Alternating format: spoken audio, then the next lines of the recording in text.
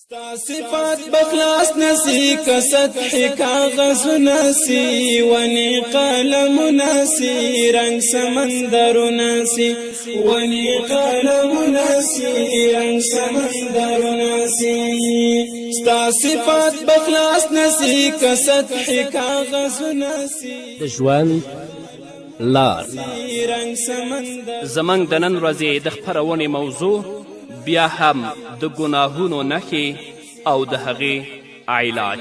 کمالات لري څومره اوچت ذات لري. بسم الله الرحمن الرحيم. الحمد لله رب العالمين حمد الشاكرين. الصلاة والسلام على سيد الأنبياء والمرسلين سيدنا ونبينا وشفيعنا ومولانا محمد وعلى آله وأصحابه الطيبين الطاهرين. قدرمنو اوریدونکو د ژوند د لارې د خپرونې مینوالو، السلام علیکم ورحمة الله وبرکاته. ستاسو روغتیا او خوشحالي د پاک رب نه غواړم، په دې هیله چې د صحت او عافیت جامې پر تن ولرئ او خوشحالي مو په برخه وي. دا دی زه محمد یاسین فهیم د ژوند د لارې د خپرونې په وړاندې کولو کې ستاسو په خدمت کې یم. زموږ د نن ورځې د خپرونې موضوع بیا هم د ګناهونو نښې او د هغوی علاج. درنو اوریدونکو، په تیرې خپرونه کې تاسو واوریدل چې الله رب العزت خپلو بندگانو ته، خویندو او ورونو ته دا حکم او دا امر کوي چې هغوی دې د خپلو نظرونو او د خپلو سترګو ساتنه وکړي، ځکه نظر د شیطان د زهر لرونکو غشو څخه یو غشی دی چې د همدې له امله انسان په ګناه او په فساد کې پریوځي. نو هغه خویندې او ورونه چې د خپلو سترګو او د خپلو نظرونو ساتنه کوي، هغوی 10 ګټې لاسته راوړی شي. اوله ګټه دا چې خپل نظر وساتل شي، په دې کې د الله رب العزت حکم پوره کیږي، ځکه دا د الله حکم دی او دا د انسان لپاره د خوښي او نیکبختي خبره ده چې هغه د خپل رب حکم پر ځای کړی، ځکه انسان د دنیا او آخرت بریا او کامیابی یوازې د الله رب العزت د امرونو په پوره کولو کې ترلاسه کولی شي. خو څوک چې د الله رب العزت امرونه نه پوره کوي، د الله رب العزت د حکمونو او د امرونو نه سرغړونه کوي، هغه په دنیا او په آخرت کې ناکام دی. نو که غواړئ چې د ګناه نه وژغورلی شئ، د دنیا او د آخرت بریا او کامیابي ترلاسه کړئ، نو د خپلو سترګو او د خپلو نظرونو ساتنه وکړئ. دوهمه ګټه دا ده چې د نظر ساتلو له امله انسان د شیطان له زهري غشي څخه په امن کې پاتې کیږي. کله چې تا د خپل نظر او د خپلو سترګو ساتنه کوله، هغه د شیطان زهري غشی تا ته نه در رسیږي. نو چې د شیطان زهري غشی تا ته در ونه رسیده، الله رب العزت دې د ګناه او د فساد نه ژغوري. خو که څوک د خپل نظر او د خپلو سترګو ساتنه ونه کړي، هغه ته د شیطان زهري غشی ور رسیږي، چې کله د شیطان زهري غشی ور ورسېده، نو همدغه شیطان د هلاکت او د بربادي کندو ته ورځوي. درېیمه ګټه، څوک چې د نظر ساتنه کوي، هغه د الله رب العزت په وړاندې د نږدېوالي یوه درجه لاسته راوړي. خو څوک چې بد نظره وي، د خپلو سترګو ساتنه نه کوي، هغه له الله رب العزت څخه لرې کیږي. بد نظري ډیر بد عمل دی او د بد نظري له امله د انسان په زړه کې وحشت او ویره پیدا کیږي. نو که غواړئ چې د الله رب العزت په وړاندې یوه درجه لاسته راوړئ او الله رب العزت ته نږدې شئ، د خپلو سترګو او د خپلو نظرونو ساتنه وکړئ. او هغه کسان چې د خپلو نظرونو او د سترګو ساتنه نه کوي، هغوی له الله رب العزت څخه لرې کیږي، شیطان ته نږدې کیږي، او څوک چې شیطان ته نږدې شه نو د هغه پایله بیا هلاکت او بدبختي ده.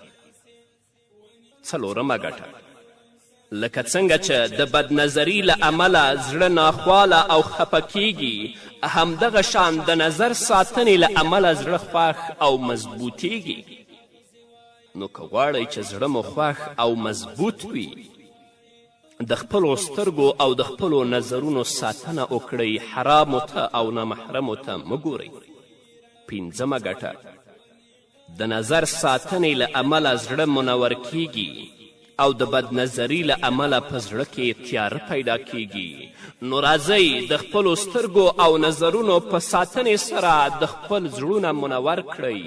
بدنظري نه ځان وساتئ، که نه په بدنظري سره په زړه کې تیاره پیدا کیږي. کله چې په زړه کې تیاره پیدا شوه، انسان بیا ګناه، فساد او منکراتو ته هڅوي، هغه لپاره بیا د توبې او د عبادت وقت نه پیدا کیږي. شپږمه ګټه، د نظر ساتنې له امله په زړه کې داسې پوهه پیدا کیږي چې له امله یې د ښه او بد ترمنځ توپیر کول آسانه بریښي، او انسان په سمه توګه کولی شي چې د دروغو او رښتیاوو ترمنځ پریکړه وکړي، فیصله وکړي. خو دا فراست الله رب العزت هغو کسانو ته ورکوي چې هغوی د خپلو نظرونو او د خپلو سترګو ساتنه کوي. ځکه کله دی چې د خپل نظر او د سترګې ساتنه وکړه، الله رب العزت دې په زړه کې داسې پوهه پیدا کوي چې د هغې پوهې په وسیله باندې ته د بدو او د ښو ترمنځ توپیر کولی شي. شجاع کرمانی رحمه الله لیکي، چا چې خپل ظاهر په سنتو برابر که او د خپل باطن څارنه هم وکړه، خپلې سترګې له حرامو څخه وساتلې، ځان له شهوتونو څخه بچ که او حلاله روزي یې وګټله، نو د دغه انسان ضمیر هیڅکله بده پریکړه نشي کولی. نن ورځ چې زموږ ضمیرونه بدې پریکړې کوي، لوی او عمده عامل دا دی چې موږ د خپلو نظرونو او د خپلو سترګو ساتنه تر اوسه نه ده کړې. اومه ګټه، د نظر ساتلو څخه په زړه کې د بهادري، د شجاعت او ثابت قدمي قوت پیدا کیږي، او دغه انسان ته الله رب العزت طاقت، بصیرت او نورې ښېګڼې وربخي.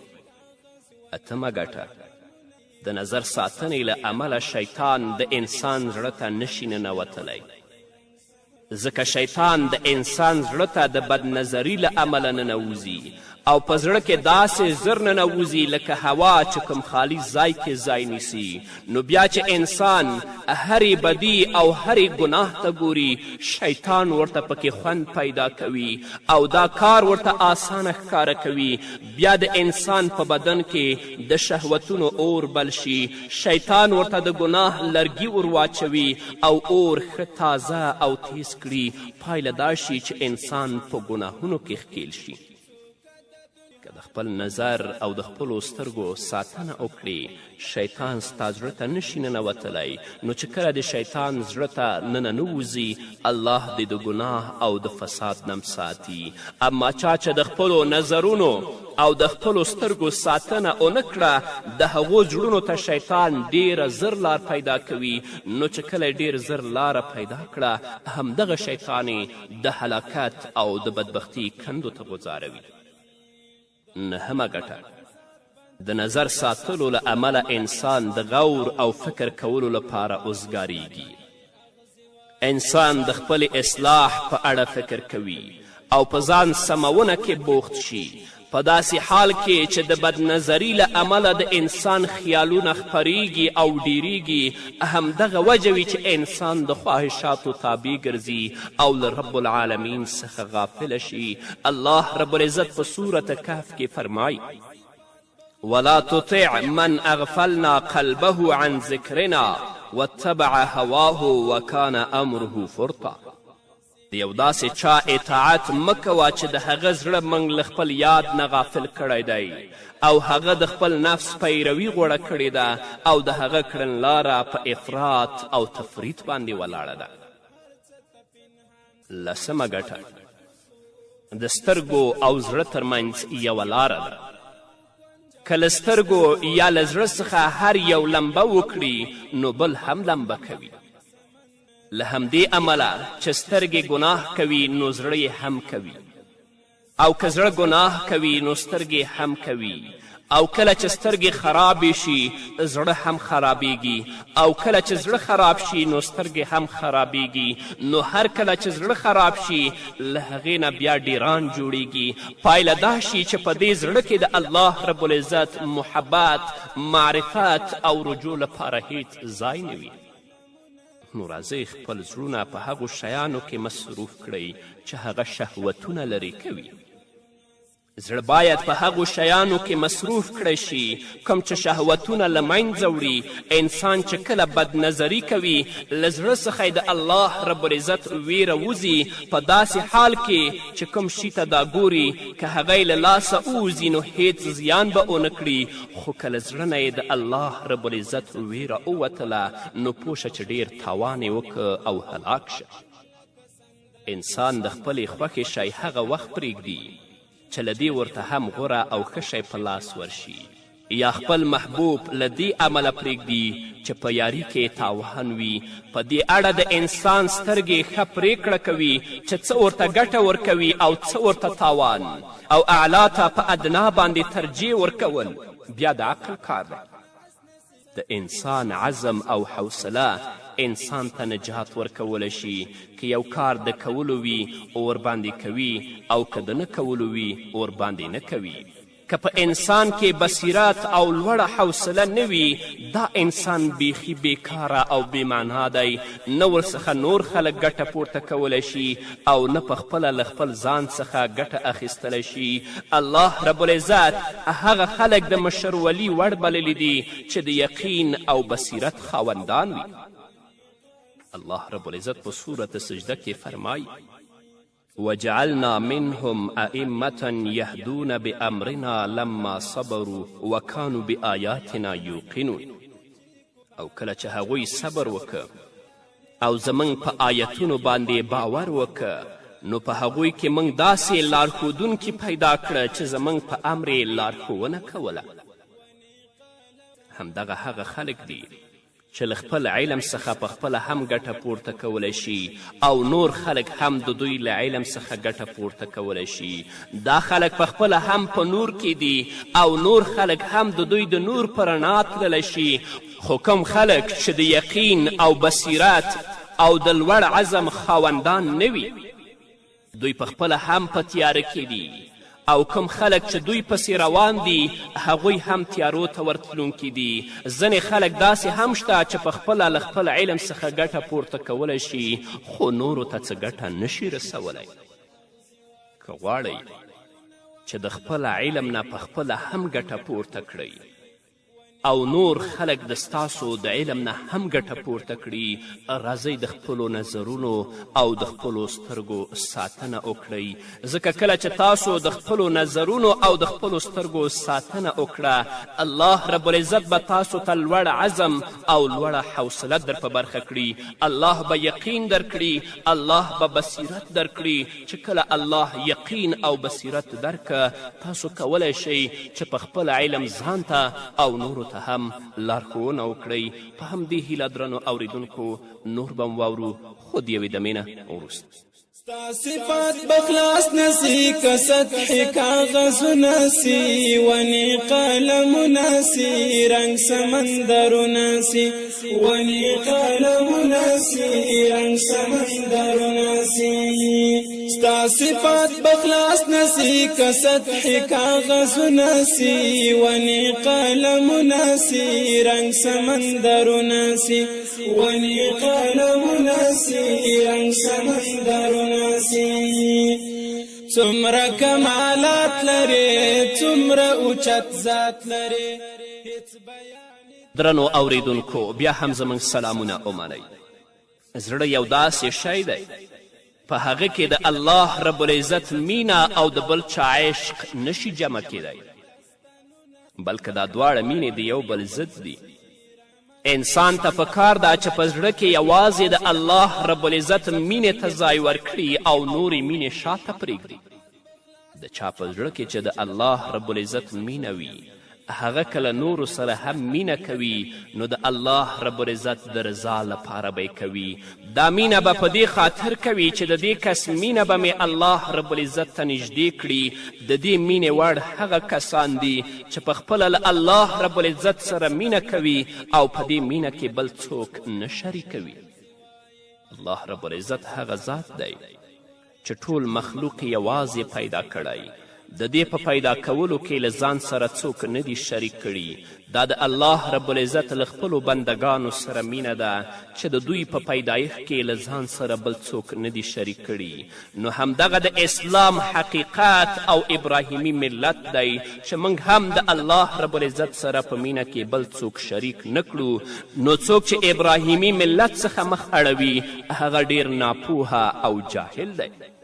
لکه څنګه چې الله رب العزت فرمایی ومن یرغب عن ملت ابراهیم الا من سفه نفسه ولقد اصطفیناه فی الدنیا وانه فی الاخرة لمن الصالحین. نو تر ټولو لویه ګناه له الله رب العزت سره شرک کول دی، او په شرک کې اصلي شرک دا دی چې د الله رب العزت په محبت کې بل څوک شریک کړی شي. لکه چې الله رب العزت فرمایی ومن الناس من یتخذ من دون الله اندادا یحبونهم کحب الله. ځینې خلک داسې دي چې له الله رب العزت نه پرته نور د هغه سیالان ګرځوي او پر هغو داسې مین وي لکه څنګه چې له الله رب العزت سره مینه لرل ښایي، په داسې حال کې چې ایمان لرونکو ته تر هر چا زیات الله رب العزت ګران وي. نو حاصل دا دی درنو اوریدونکو چې حقیقي بندگی د الله رب العزت په محبت کې ده. په شرک کې د الله رب العزت بندگی نشي ترلاسه کیدی. الله رب العزت سره په مینه کې څوک برخمن کول دا شرک دی، خو که څوک د الله رب العزت د رضا لپاره له چا سره مینه کوي دا شرک نه دی. لکه محمد رسول الله صلی الله علیه وسلم سره مینه کول چې هغه باید له مور او پلار څخه هم په مینه کې وړاندې وګڼل شي، او پرته د نبی کریم صلی الله علیه وسلم د مینې نه ایمان نشي تکمیله کیدلی. ځکه نبی کریم صلی الله علیه وسلم سره مینه په حقیقت کې الله رب العزت سره مینه ده. رسول الله صلی الله علیه وسلم فرمایی، د ابو داود او د ترمذي حدیث دی، من احب لله وابغض لله واعطى لله ومنع لله فقد استكمل الایمان. څوک چې د الله رب العزت رضا لپاره له چا سره مینه وکړي، د الله رب العزت لپاره چا سره کینه وکړي، او د الله رب العزت رضا لپاره چاته څه ورکړي، د الله رب العزت رضا لپاره چاته څه ورنکړي، نو د دې کس ایمان مکمل دی. که یو څوک د الله رب العزت رضا لپاره له چا سره مینه وکړي، لکه علماو سره، له جماعتونو سره، له نیکو خلکو سره او داسې نور، نو دا په شرک کې نه راځي، خو په دې ټولو مینو کې باید الله رب العزت څخه را په دې خوا د محمد رسول الله صلی الله علیه وسلم مینه وړاندې وي. نو که چا سره مینه کوي، ستا مقصد به په هغه کې هم د الله رب العزت رضا وي چې الله رب العزت زمانه راضي شي. ځکه که د الله رب العزت رضا هدف نه وي، نو دلته انسان بیا د هلاکت او د بربادي کندې ته ورغورځوي. که انسان غواړي چې خوښي، لذت او د زړه سکون ترلاسه کړي، نو هغه باید دوه کارونه وکړي. ځکه ټول شیان د همدغو دوو شیانو تابع دي. لومړی انسان دی له الله تعالی سره ښه مینه وکړي او د الله تعالی مینې ته دې په هر څه باندې ترجیح ورکړي. دویم د الله تعالی سره په مینه کې د نوره پراخي هم راوړي او کوم شیان چې د الله رب العزت د نږدېوالي سبب جوړیږي هغه ته دې په نورو ټولو شیانو ترجیح ورکړي. کله چې انسان دا دوه کارونه وکړي نو پخپله به د لذت او سکون خاوند شي. الله رب العزت انسانان د همدې لپاره پیدا کړي چې هغوی په جنت کې تلپاتې خوندونه او مزې لاسته راوړي، ځکه اصلي مزې او خوښي خو د آخرت دي. د دنیا ژوند او مزې رواجي او پاتې کیدونکي دي. هغه مزې او خوښي دا دي د الله دیدار، په جنت کې د الله تعالی کلام اوریدل او د الله رب العزت نږدېوالی. همدغې خبرې ته په یو صحیح حدیث کې چې د مسلم حدیث دی نبی کریم صلی الله علیه وسلم اشاره کړې چې الله فرمایی احل علیکم رضوانی. الله رب العزت جنتیانو ته تر ټولو غوره شی خپل دیدار ورکړی دی. د دې لذت د لاسته راوړلو لامل دا دی چې انسان په دنیا کې د الله تعالی د معرفت لذت ترلاسه کړي، ځکه د دنیا تر ټولو لوی او غوره لذت د الله رب العزت د معرفت او محبت لذت دی، او همدغه لذت دی چې انسان د آخرت د لذت تر لوړې درجې پورې رسوي، یعنی د الله رب العزت دیدار ور په برخه کوي. نو زموږ ټوله مینه باید الله رب العزت سره وي، او که نورو سره مینه کوو زموږ مقصد به په هغو کې هم د الله رب العزت رضا وي. تاسو کولی شئ چې خپلو اولادونو سره، خپلې میرمنې سره، خپلو دوستانو سره محبت وکړئ. میرمنې سره په محبت کې هیڅ زیان نشته، بلکې د میرمنې سره محبت یو ضروري شی دی. د ښځو په پیدا کولو سره الله رب العزت په سړیو باندې احسان کړی، لکه چې الله رب العزت په سورة روم کې فرمایي ومن آیاته ان خلق لکم من انفسکم ازواجا لتسکنوا الیها وجعل بینکم مودة ورحمة إن في ذلك لآيات لقوم يتفكرون. او د الله رب العزت له نښانو څخه بله دا ده، یعنې د قدرت له نښانو څخه بله نښه دا ده چې ستاسې لپاره یې همدا ستاسې له جنس نه میرمنې پیدا کړي تر څو چې تاسې له هغو سره آرام ترلاسه کړئ، او ستاسې ښځې او خاوند په منځ کې مینه او خواخوږي پیدا کړه په باوري ډول، په یقیني ډول. په دې کې د هغو خلکو لپاره ډیرې نښانې دي چې غور او فکر کوي. الله رب العزت میرمن د نارینه کور ګرځولې ده. د نارینه زړه له ښځې سره لګیږي، د ښځې او نر ترمنځ یو خاص محبت پیدا کړی، او د دوی دواړو محبت د الله رب العزت له رحمت سره تړلی. الله رب العزت په قرآن کریم کې د ښځو د حلالوالي وروسته ویلی دي یرید الله لیبین لکم ویهدیکم سنن الذین من قبلکم ویتوب علیکم والله علیم حکیم. والله یرید ان یتوب عليكم ويريد الذين يتبعون الشهوات أن تميلوا ميلا عظيما يريد الله أن يخفف عنكم وخلق الإنسان ضعيفا. الله رب العزت غواړي هغه چار چلند درته څرګند کړي او په هغو لارو مو خوځوي چې له تاسې نه مخکې نیکان پرې روان ول. هغه ستاسې پلو ته د خپل رحمت د پاملرنې اراده لري، او الله تعالی هم د پوهې خاوند دی او هم د حکمت.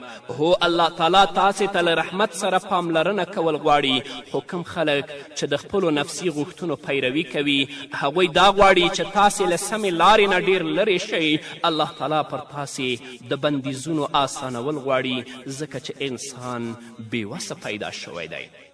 نو الله رب العزت دې موږ ته د نیکو اعمالو توفیق راکړي او زموږ عملونه دې د خپلې رضا لپاره وګرځوي، او هغه مینه چې له نورو کسانو سره کوو هغه دې هم الله رب العزت د خپلې رضا لپاره وګرځوي.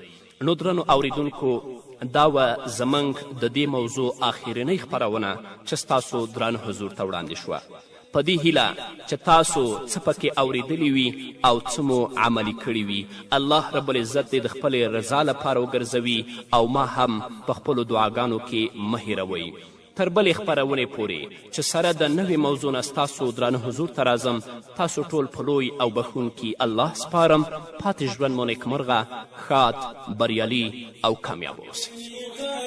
ناسي رنگ سمندر ناسي تلتورو ورځونه سپین بر پراتوی کاندې غیش کې د تیرو اغزو سره ګلاب را لوی کاندې غیش کې د تیرو اغزو سره ګلاب را لوی کاندې څومره عجیبه د سپېرې دشتې چمنونه سي ونې قلمونه سي رنګ سمندرونه سي ونې قلمونه سي رنګ سمندرونه ستا صفات بخلاص نسی کسطح کاغذ نسی ونی قلم نسی رنگ سمندر نسی ونی قلم نسی رنگ سمندر نسی خدایا چیر ستا صفات چیر زمانا توان قلم غواړم ز سعید درنا